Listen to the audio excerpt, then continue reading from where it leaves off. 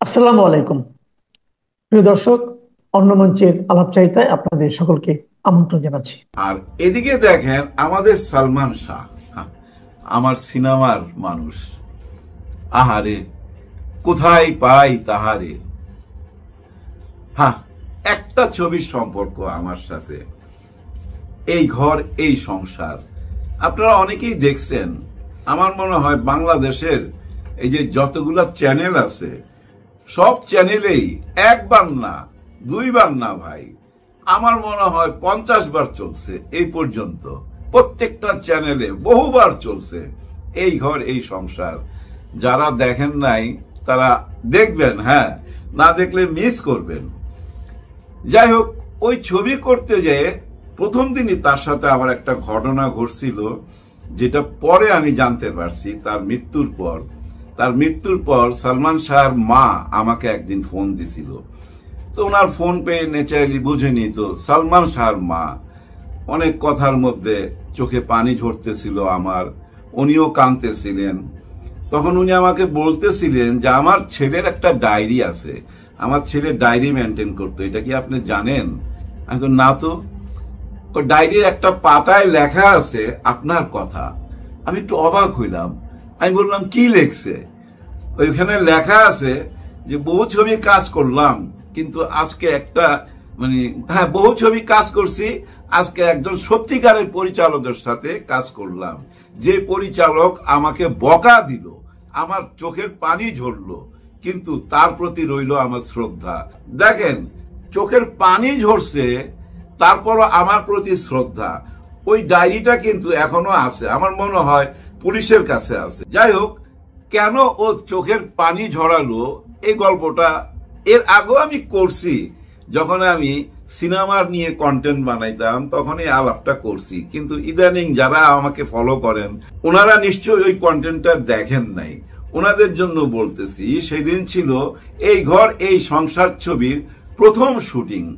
আর এই শুটিংটা ছিল ওই যে ধানমন্ডির ওই সাইডে, জায়গাটার নাম ভুলে গেলাম, পিলখানার সাথে, যেখানে গরুর চামড়া জমায়া রাখে, খুব দুর্গন্ধ হয়, ওইখানে একটা বাড়িতে ওই শুটিংটা ছিল। কেন ওই বাড়িতে? ওরকম একটা অর জায়গায়, কারণ ওই বাড়িটা ছিল আমার বোনের। হ্যাঁ, উনি আমার দূর সম্পর্কের বোন। উনার বাড়ির 5 তলার মধ্যে আমি সেট ফেলছি, যেহেতু ছবিটা বাজেটের মধ্যে, কম বাজেটে। আর এই ছবিটার প্রডিউসার আমরা দুইজন, আমি আর খলিল ভাই, বিখ্যাত অভিনেতা। হ্যাঁ, সেই খলিল ভাই, উনি আর আমি প্রডিউসার। বাজেট মাত্র 20-22 লাখ টাকা। উনি অর্ধেক দিবে, আমি অর্ধেক দিব। 95 সালের শেষের দিকের কথা। তখন ওই বাজেটের মধ্যেই ছবি হয়ে যেত। আর আমার একটু সুযোগ সুবিধা বেশি ছিল, কারণ যেসব আর্টিস্ট আমার সঙ্গে কাজ করত ওরা অনেক সময় বাকিতে কাজ করত, কেউ অর্ধেক পেমেন্ট নিত, পরে অর্ধেক নিত। এই সম্পর্কটা আমার সাথে ছিল যতদিন সিনেমায় ছিলাম। হ্যাঁ ভাই, সবাই দোয়ায় খুব ভালো অবস্থায় ছিলাম। দেখেন না, সবাই আমাকে বলে মাস্টার মেকার। এই একটা কথার জন্য অনেক শিল্পী আমার প্রতি দুর্বল ছিল, আমার সাথে কাজ করতে চাইতো। ঠিক তেমনি সালমান শাহর সাথে যখনই এফডিসিতে দেখা হইতো তখনই জড়ায় ধরতো। ওর একটা অভ্যাস আছে, কিন্তু মানুষকে খুব আপন কইরা নিতে পারে। দৌড় দিয়ে এসে না পিছন দিক দিয়ে জড়ায় ধরতো, আর কানের কাছে বলতো, কবে আপনার ক্যামেরার সামনে আসুন। আমি তখন বলতাম, হ্যাঁ, খুব তাড়াতাড়ি, খুব তাড়াতাড়ি। যাই হোক, একটা টাইমে সুযোগ চলে আসলো, আমি সেই সুযোগটা সৎ ব্যবহার করলাম। ওনাকে আমি ডাকলাম, সালমান শাহকে, যে আমরা একসাথে কাজ করতে চাই। ওই টাইমে সালমান শাহ 6 লক্ষ টাকা নেয়। তো আমি বললাম, আমার কাছ থেকে কত নেবেন সেটা বলেন। তখন আমার বলতেছে, আপনি কেরা বলা যাবে না, তুমি কেরা বলেন। আমি না না, আমি তুমি কেরা বলবো না।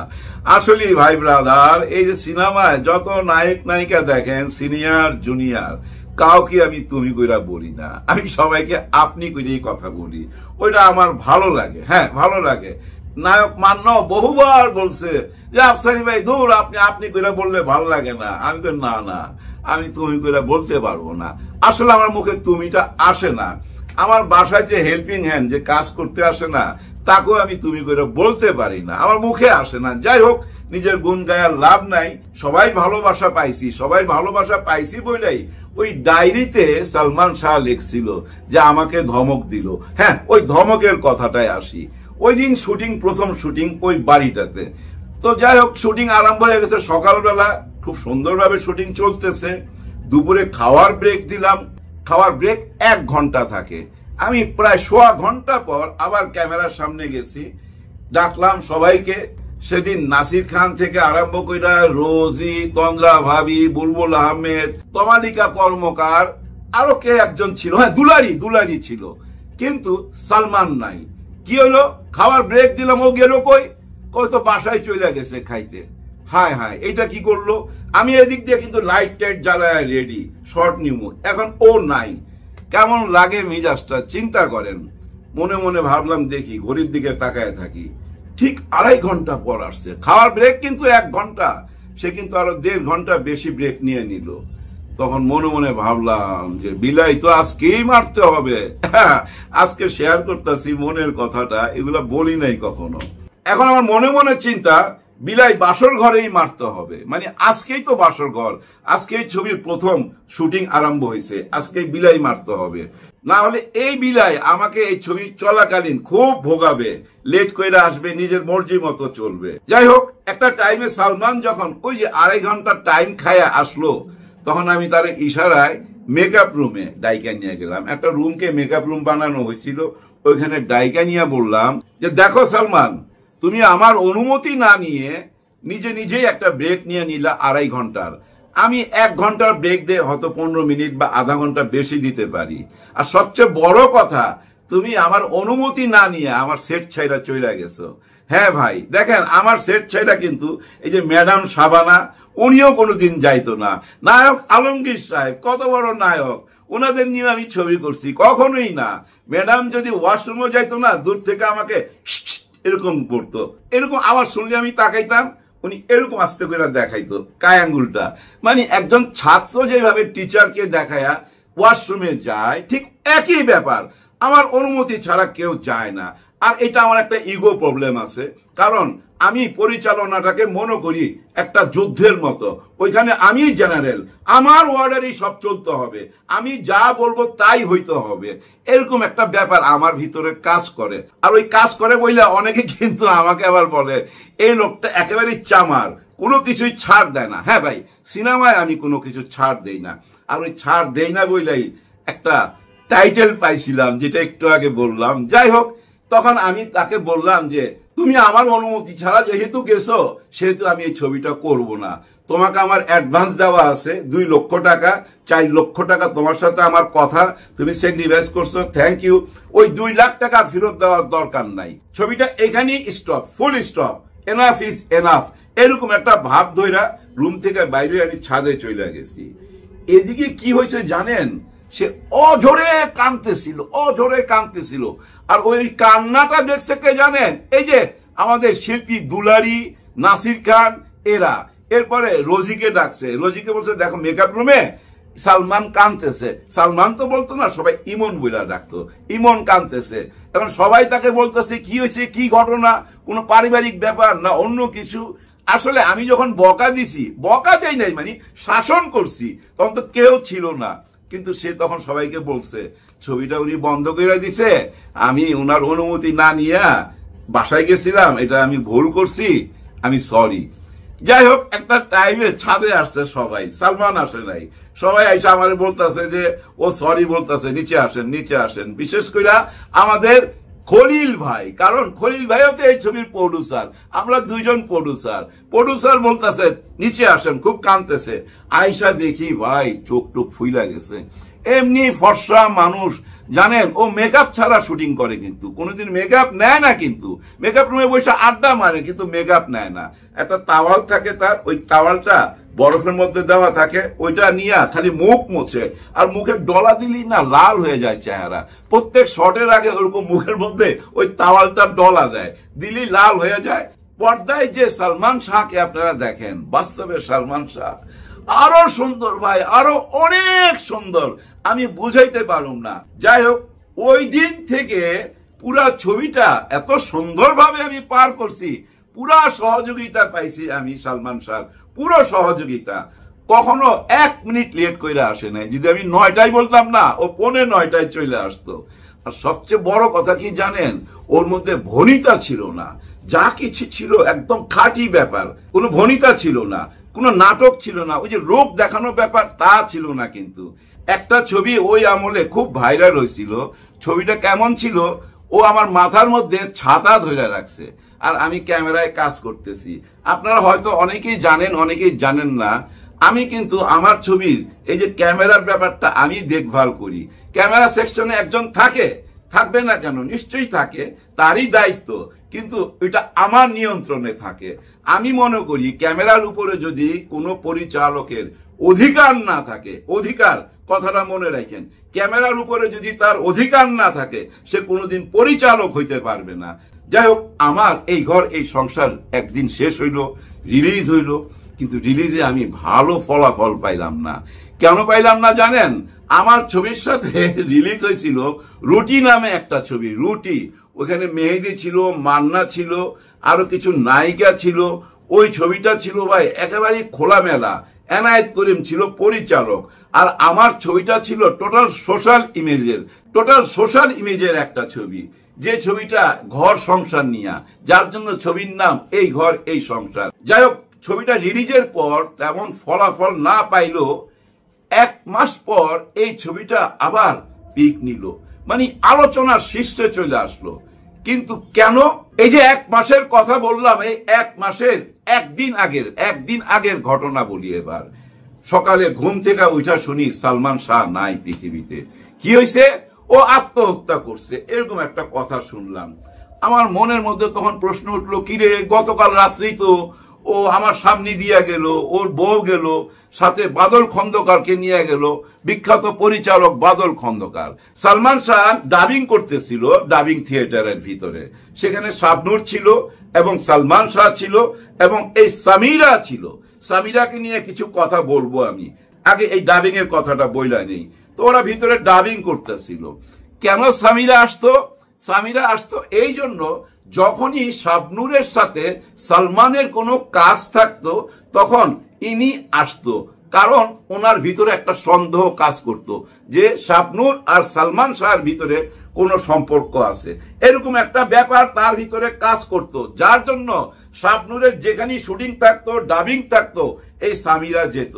যাই হোক, সেদিনের কথা বলি। ডাবিং শেষ হয় কিন্তু রাত্রে 10টা থেকে 11টার মধ্যে, কিন্তু তখন বোধ হয় 8টা 9টা এরকম একটা টাইম। ওই ডাবিং থিয়েটারের সামনেই দেখবেন ঝর্ণা স্পট, আর ওই ঝর্ণা স্পটের গেটটার মধ্যে আমি, বাদল খন্দকার, আরো অনেকেই ছিল, আমাদের সমবয়সী যারা পরিচালক অনেকেই ছিল। তবে বাদল খন্দকারের সাথে সালমান শাহ একটু ডিপ রিলেশন ছিল। হঠাৎ দেখলাম সালমান বাদল খন্দকারকে ডাক দিল একটুখানি দূরে, আমার সাথে হাই হ্যালো হয়ে গেল, কিন্তু সালাম দোয়া হয়ে গেছে দূর থেকেই। আর বাদল খন্দকারকে ডেকে বলতেছে, কি হলো, টাকা কই, টাকা কই, এরকম আঙুল দিয়ে দেখাইতেছে। আবার বাদল বলতেছে যে শিডিউল কই, শিডিউল কই। হয়তো কোন একটা ছবি নিয়ে তাদের মধ্যে আলোচনা হয়েছে, ওই কারণে বাদল খন্দকার শিডিউল চাইতেছে আর ওর টাকা চাইতেছে, দুজনে মজা করতেছে। একটা টাইমে দেখলাম বাদল খন্দকারকে গাড়িতে বসায়া তারা বাসার দিকে চলে গেল। এটা কিন্তু শেষ দেখা, আর দেখা হয় নাই, আর তার মুখ দেখা হয় নাই। হ্যাঁ, দেখা হয়েছে, তখন তো সে পৃথিবীতে নাই, তার ওই ঘুমন্ত চিরনিদ্রার মুখটা দেখা হয়েছে। এখনো ভুলতে পারি না, এখনো ভুলতে পারি না। যাই হোক, একটু আগে যে বলতেছিলাম যে সামিরার ব্যাপারে একটু কথা বলবো। আমি 2-2.5 বছর আগে একটা কন্টেন্ট বানাই এই সালমান শাহকে স্মরণ কইরা, আর ওই কন্টেন্টটার মধ্যে আমি 3টা এস তুইলা ধরি। 3টা এস বুঝছেন? সালমান শাহ, সামিরা, শাবনূর, এই 3টা এস কে তুইলা ধইরা কিছু কথা বলি। আর ওই কথাগুলোর মধ্যে এই যে একটু আগে যেটা বললাম, শাবনূরের যেখানেই কাজ থাকতো সামিরা সেখানেই যায় পৌঁছায় যাইত, সেখানেই তাকে পাহারা দিত। এখন ভাই ব্রাদার, একটা জিনিস চিন্তা করেন, একটা জুটি যখন কাজ করে, সিনেমার ব্যাপার এটা তো বুঝেন, আর যদি ঘর থেকে চাপ থাকে যে না তুমি তার সাথে কাজ করতে পারবে না, মানে সন্দেহ করে, তাহলে একটা এক্সট্রা প্রেশার পড়ে কিন্তু শিল্পীর উপর, যেটা মনে মনে আমি পছন্দ করতাম না। দেখেন না, এই যে শাবানা এবং আলমগীর সাহেব যে কাজ করতো, অনেক পোলাপান মনে করতো কি জানেন তারা হাজবেন্ড ওয়াইফ, আসলে তা না। কিন্তু আলমগীর ভাই এবং শাবানা ম্যাডামের সাথে আমার তো ছবি হয়েছে, আমি জানি আলমগীর সাহেব পুরা ইন্ডাস্ট্রির মধ্যে যদি কাউকে শ্রদ্ধা করে, আগে সালাম দেয় এবং যাকে দেখলে দাঁড়ায় যায়, সেটা হলো শাবানা ম্যাডাম। শাবানা ম্যাডামকে ভীষণ শ্রদ্ধা করে আলমগীর ভাই, আমার নিজের চোখে দেখা। অথচ বাইরের মানুষ মনে করে তারা স্বামী স্ত্রী, কারণ এই জুটিটা সুপার হিট ছিল। তেমনি শাবনূর আর সালমান শাহর জুটিটা সুপার হিট। প্রডিউসাররা না এখানে টাকা লগ্নি করতে চাইতো, এই জুটি থাকলেই হিট। কিন্তু ওই জুটিটা ভাঙ্গা দিতে চাইতেছিল সামিরা। সামিরা চাচ্ছিল না শাবনূরের সাথে সালমানের কাজ হোক। ওই ব্যাপারগুলা নিয়েই আমি আলোচনা করছিলাম। ওই কন্টেন্টটা রিলিজ হওয়ার পরই সামিরা আমাকে ফোন করছে। ফোনটা পাই আমি বেশি অবাক হই নাই, কারণ আমার নাম্বার থাকতেই পারে। আর আমি যে নাম্বারটা গত 30 বছর যাবৎ ব্যবহার করতেছি, এই নাম্বারটা সালমান শাহর গিফট করা। উনার গিফট করা বলেই কিন্তু আজ পর্যন্ত আমি চেঞ্জ করি নাই। অনেক মানুষের অনেক টেলিফোন থাকে, অনেক নাম্বার থাকে, আমার ওই একটাই নাম্বার। তার স্মৃতি হিসাবে আমি রাইখা দিছি ভাই। কারণ কি জানেন, ও আমার ছেলেকে, আমার ছেলে রবিকে অনেক ভালোবাসতো। একটা ছবি দেখেন না, তার কোলে একটা বাচ্চা, ফুটফুটে বাচ্চা, ওই বাচ্চাটা আমার। অনেকেই মনে করতো সামিরা আর সালমান শাহর বাচ্চা, আসলে তা না। যাই হোক, এখন দেখেন এই সামিরা আমাকে ফোন করে বলতেছে যে আপনি এই কন্টেন্ট প্রাইভেট করেন, এখন ডিলিট করেন। আমি কেন, কি হয়েছে ভাই, কি প্রবলেম? বলে যে আপনি জানেন না এটা নিয়ে মামলা চলতেছে, পিবিআই তে মামলা চলতেছে, অমুক জায়গায় এই হইতেছে, হারুন সাহেবের কথা বললো, অনেক রকম পুলিশের কথা আমার কানের সামনে বললো। তার মানে কি জানেন, সে আমাকে ভয় দেখাইতেছে, আপনি যদি এই কন্টেন্ট প্রাইভেট না করেন তাইলে কিন্তু দেখা নিব। আমি আবার ভাই একটু অন্যরকম মানুষ, আমি সবার সাথে ঝগড়া করতে রাজি, কিন্তু কোনো মেয়ে মানুষের সাথে, কোনো মহিলার সাথে আমি ঝগড়া করতে একদমই রাজি না। আমাকে গালি দিলেও আমি রাজি না। আমাকে যদি কোনো মহিলা গালিও দেয়, আমি হাসি মুখে চলে যাব, একটা শব্দ আমি উচ্চারণ করব না। আর যদি ওই মহিলা বা ওই মেয়ে মানুষ এই যে আমাদের মিডিয়ার সাথে জড়িত হয়, যে কোনো অ্যাঙ্গেলে হোক, তাইলে তো ভাই 100 হাত দূরে থাকুন। আপনারাও কিন্তু 100 হাত দূরে থাকবেন, কারণ এদের হাত অনেক লম্বা হয় ভাই, ভিতরে ভিতরে এদের হাত অনেক লম্বা। আপনাকে নিয়ে এমন বেজ্জতি কইরা দিবে, আপনি জীবনেও ভুলতে পারবেন না। যেমন অরুণা বিশ্বাস আওয়ামী লীগের ক্ষমতা দেখায়া আমাকে এই ডিবি অফিসে নিয়ে গেছিল। হায় হায়, কি বেজ্জতি জানেন। যেদিন আমাকে বাসা থেকে নিয়ে যায়, ডিবি গাড়ি তো নিচে দাঁড়ানো, এখানে লেখা ভাই গোয়েন্দা বিভাগের গাড়ি, ডিবি কি জানি লেখা ছিল। যাই হোক, আমার গুলা খেয়াল নাই, ভিতরে তো বুঝছেন কাঁপতেছিল। আমাকে বসেছে মাঝখানে, ডিবির দুজন দুই পাশে, সামনে আরো দুইজন, এই 4 জনই আমার রুমে ঢুকে গেছিল। তাও কি জানেন, এই যে মোবাইলের ক্যামেরা অন কইরা ঢুকে গেছিল, আমার ঘরের সবকিছু দেখাইতেছিল, আমাকে দেখাইতেছিল। কি ঘটনা ভাই, ওই যে কন্টেন্ট বানাইছিলাম, ওই কন্টেন্টের মধ্যে বলছিলাম এই যে সরকারি অনুদান পাচ্ছে, এরা কারা অনুদান পাচ্ছে? সরকারের চামচারা অনুদান পাচ্ছে। এদের কি যোগ্যতা আছে যে এরা ছবি পরিচালনা করবে? এই অরুণা বিশ্বাস পরিচালকের নামে একটা অনুদান নিয়ে নিছিল। তখন আমি ওই কথাটা বলছিলাম, আর ওইটা বলার কারণেই ভাই আমাকে নিয়ে ওই যে বুঝছেন। যাই হোক, ওইখান থেকে আমি বাইরে হয়ে আসছি আরেকজন নায়িকার সহযোগিতায়, কারণ আমি ওই নায়িকারে ফোন দিয়া কইছিলাম এই আমারে কিন্তু ধৈর্য লয়ে যাইতেছে। আর ওই নায়িকা তখন আওয়ামী লীগের একদম মাথার সঙ্গে যোগাযোগ ছিল। ওইখানে যাওয়ার পর এই যে হারুন সাহেব আছে না, ডিবির হারুন সাহেব, উনি আমারে বলতেছে আপনি আবার শেখ সেলিমকে দিয়ে ফোন করাইছেন? আমি বললাম যে না, আমি তো ফোন করাই নাই, অন্য কেউ করছে, আমি তো জানি না। যাই হোক, উনি আমাকে 1 কাপ চাও খাওয়াইছে, আবার হালকা একটু অপমানও করছিল।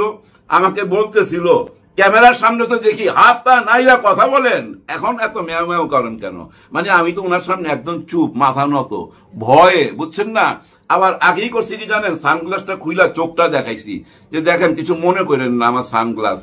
এই যে চোখটা না দেখাইলে আমার চোখটা যে খারাপ, উনি হয়তো ভাবতে পারে বেটা আমার সামনে সানগ্লাস পইরা বসে রইছ, এই এরে ঢুকা, ওই ভয়, বুঝছেন, আগে চোখটা দেখাইছি। যাই হোক, উনি আমার 1 কাপ চা খাওয়াইয়া বিদায় দিছে, আমি বাসায় চলে আসছি। আমার জীবন থেকে 4 থেকে 5 ঘন্টা চলে গেছে। ওই ভয়গুলো আমার ভিতরে কাজ করত। আমি এই জন্য তাড়াতাড়ি ওই কন্টেন্ট প্রাইভেট কইরা দেই। মিস সামিরা, মিস না মিসেস আমি জানি না, এখন তো আপনাকে নিয়ে শত শত কন্টেন্ট হইতাছে, সবাই কথা বলতেছে। এখন আপনি কয়জন রে ওই পুলিশের ভয় দেখাইবেন, কয়জনের কন্টেন্ট প্রাইভেট করাইবেন? করাইতে পারবেন? করাইতে পারবেন না। এখন জিনিসটা বুঝছেন, ফাইটা বাইরেছে, একদম ফাইটা বাইরেছে। কে অপরাধী কে অপরাধী না, নিশ্চয়ই আইন যেহেতু এত বছর পর এই ফাইলটা ওপেন করছে, সত্যটা নিশ্চয়ই বাইরে আসবে। আর অপরাধীরা কে কোথায় আছে আমি জানি না, তবে আমাদের ডন কিন্তু বাংলাদেশেই আছে। জানি না ডন কি টেনশন আছে, কেমন আছে, খবর নেই। আর অন্য অন্য আসামি যারা, এর মধ্যে 11 জন আসামি, ও সামিরাও তো আছে, সামিরাও আছে, আরো হয়তো 2-1 জন আছে, আর বাকিরা বিদেশে। এখন এটা সত্য মিথ্যা সবকিছু আদালতের ব্যাপার, আমি কোনো মন্তব্য করতে চাই না, মন্তব্য করাও উচিত হবে না। তবে এইটুক বলতে পারি, বাংলা চলচ্চিত্রে এরকম নায়ক আর আসবে না, আর আসবে না। তার কেরিয়ারের সময়সীমা কতটুকু জানেন? 3.5 বছর বা 4 বছরের কাছাকাছি। ছবির সংখ্যা কত? 27 থেকে 30টা হবে, 27 থেকে 30টা, এর বেশি না। এত অল্প ছবি দিয়ে এত অল্প টাইমে যে ভালোবাসাটা পাইছে, ওই ভালোবাসার একটা ছোট্ট গল্প বইলা ভিডিওটা শেষ করতেছি। এই সালমান শাহের মৃত্যুটা সাধারণ মানুষ তো মাইনা নিতে পারে নাই, কিন্তু অনেক ইয়াং মেয়েরা মাইনা নিতে পারে নাই। আপনারা জানেন 13-14 জন আত্মহত্যা করছে সালমান শাহর জন্য। অনেকে আত্মহত্যা করতে চাইও করতে পারে নাই তাদের মা বাবার কারণে। তেমনি একটি মেয়ের গল্প বলি। একদিন আমার কাছে ফোন আসে একজনের, আমার পরিচিত একজনের মাধ্যমে উনি ফোন নাম্বারটা পাইছে। আমাকে বলতেছে যে আমার মেয়েটা সালমান শাহর জন্য আত্মহত্যা করতে চাইছিল, কিন্তু আমরা তাকে বাঁচাইছি। আপনার কাছে একটা আবেদন, আপনি উপকার করতে হবে। আমি বলেন।